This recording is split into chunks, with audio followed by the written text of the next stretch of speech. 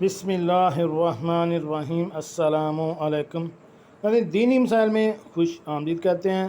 हमारी आज की इस वीडियो का मौजू है कि हम बिस्तरी के बाद मर्द और औरत को क्या करना चाहिए।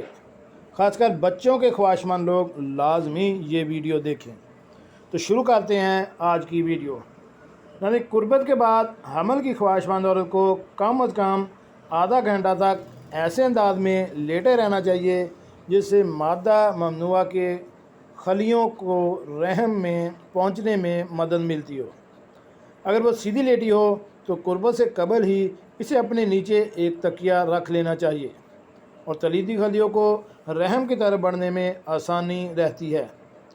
कुर्बत के बाद मर्द को ठंडे पानी से उज़्व तनासल को सफाई बिल्कुल नहीं करनी चाहिए। ग़िज़ा मसलन गर्म दूध, अंडे की जर्दी और कोई प्रोटीन से भरपूर ग़िज़ा नहीं खानी चाहिए। अक्सर लोग जानने के ख्वाहिशमंद होते हैं कि एक जिस्मानी मिलाप के बाद दूसरे जिस्मानी मिलाप में कितना वक्फ़ा होना चाहिए।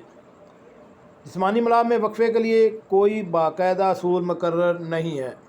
इसका अनुसार हर शख्स की अपनी सेहत और ख्वाहिश पर होता है। अगर कुर्बत के बाद थकन महसूस हो तो जिस्मानी मिलाप लंबे वक्फ़े के बाद करना चाहिए। जिस्मानी मिलाप के बाद फरहत और सुकून महसूस होगा तो उसका मतलब ये होगा कि जिस्मानी मिलाप में ज़्यादती नहीं हो रही। अक्सर ऐसा होता है कि मियाँ बीवी में से किसी एक को ज़्यादा ख्वाहिश होती है और दूसरे को कम ख्वाहिश होती है। नहीं, ऐसा भी मुमकिन है कि किसी औरत हफ्ते में एक मरतबा ही सिर्फ तसल्ली रहे, मगर कोई औरत ऐसी भी हो सकती है जिसके लिए हफ्ते में एक बार जिस्मानी मिलाप नाकाफ़ी हो और वह ज़्यादा मरतबा मिलाप की ख्वाहिशमंद हो। यही हाल मर्द का भी हो सकता है। इज़वाजी ज़िंदगी में मियाँ बीवी के दरमियान मुकम्मल जिस्मानी हमआहंगी तभी मुमकिन है जब दोनों बराबर वक्फ़े के बाद जिस्मानी मिलाप की ख्वाहिशमंद हो। लेकिन अगर ऐसा ना हो तो अपने दिल में दूसरों के बारे में बदगुमानी पैदा नहीं करनी चाहिए।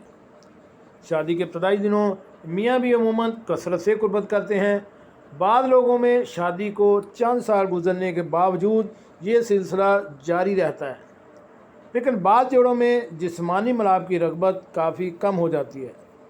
शादीशुदा लोगों को जिस्मानी मिलाप के सिलसिले में दूसरे लोगों की मिसाल अपने सामने नहीं रखनी चाहिए। अगर दूसरे लोग कसरत से कुर्बत करते हैं तो इसका ये मतलब नहीं कि इनकी नकल की जाए। ऐसा करना नुकसानदेह साबित हो सकता है, क्योंकि कुर्बत में कमी पेशी एक इनफरादी मामला है। जिस्मानी मिलाप में वक्फ़े के सिलसिले में दो बातें हमेशा याद रखनी चाहिए।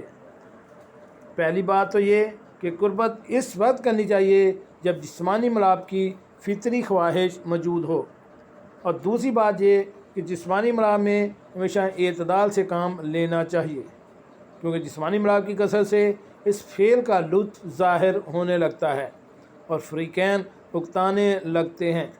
जिस्मानी ख्वाहिश एक ख़ास अंदाज से मर्द पर असरअंदाज होती है।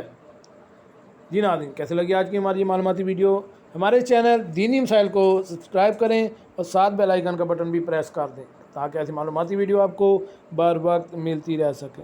मिलते हैं एक नई वीडियो के साथ। अस्सलामु अलैकुम।